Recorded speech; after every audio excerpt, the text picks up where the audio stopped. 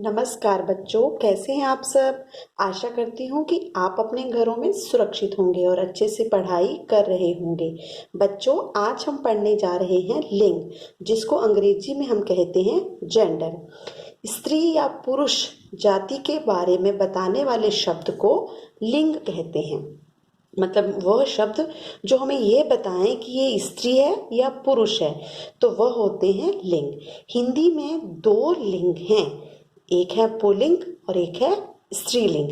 English में pulling को हम कहते हैं मैस्कुलिन और स्त्रीलिंग को कहते हैं फेमिनिन। तो पहला आपका लिंग है पुल्लिंग। जिस जिस शब्द रूप से पुरुष जाति का पता चले उसे पुल्लिंग कहते हैं।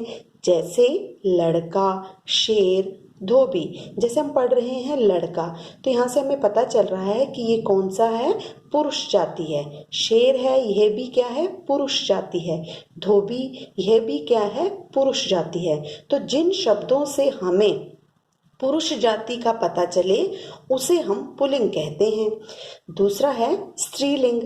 जिस शब्द से स्त्री जाति का पता चले उसे स्त्रीलिंग कहते हैं। जैसे लड़की, शेरनी, धोबिन। जब आप इन शब्दों को पढ़ रहे हैं तो हमें ऐसे ही पता चल जा रहा है कि यह स्त्री जाति के शब्द हैं। कौन कौन से? लड़की, शेरनी, धोबिन। बच्चों, आगे मैंने कुछ वाक्य लिखे हैं और हम इसमें देखेंगे कि क्या ये लिंग के हिसाब से सही लिखे हैं या गलत। तो पहला वाक्य है, लड़का पढ़ रहा है। तो ये तो सही है, लड़का पढ़ रहा है।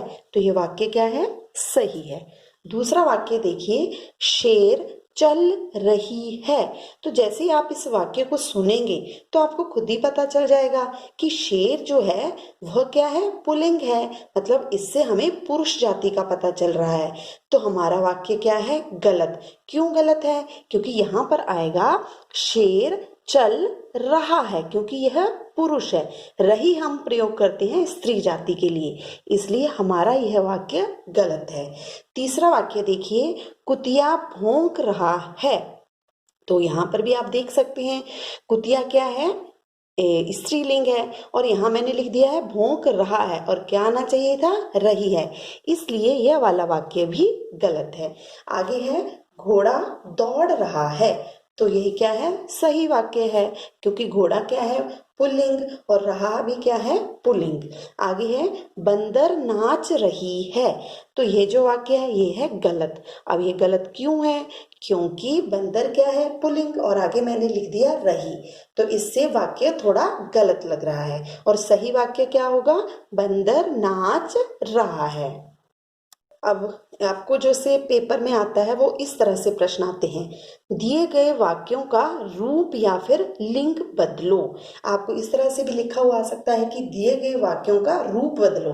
तो आपको खुद ही अंडरस्टूड हो जाना चाहिए कि हमको यहाँ पर लिंग परिवर्तन करना है। जैसे आपका पहला वाक्य है, अध्यापक पढ़ाता है। तो अध्यापक का स्त्रीलिंग क्या होगा, अध्यापिका। पढ़ाता का पढ़ाती। तो ये वाक्य बन जाएगा, अध्यापिका पढ़ाती है। लड़का दौड़ता है। लड़का से क्या बन जाएगा, लिंग जब चेंज करेंगे, लड़की। लड़की दौड़ता है गलत हो जाएगा, इसलिए हम क्या लिख देंगे यहाँ पर, लड़की दौड़ती है।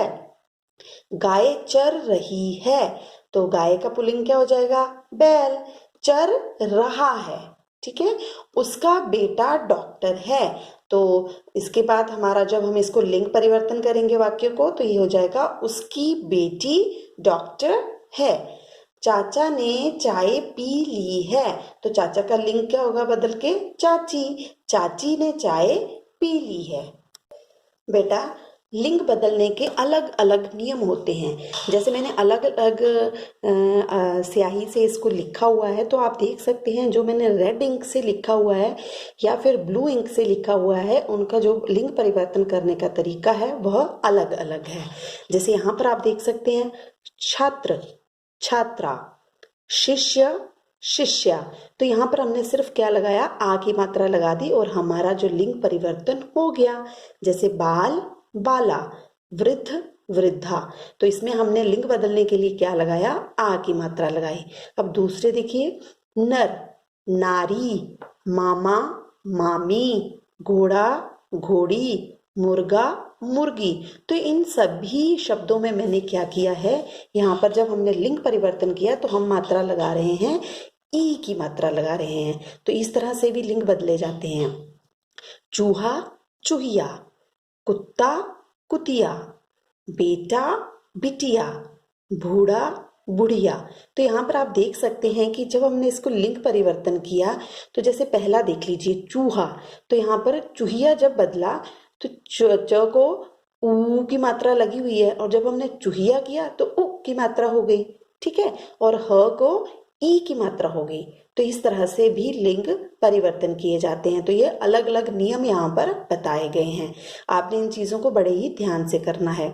गायक, गायिका, लेखक, लेखिका, बालक, बालिका, अध्यापक, अध्यापिका।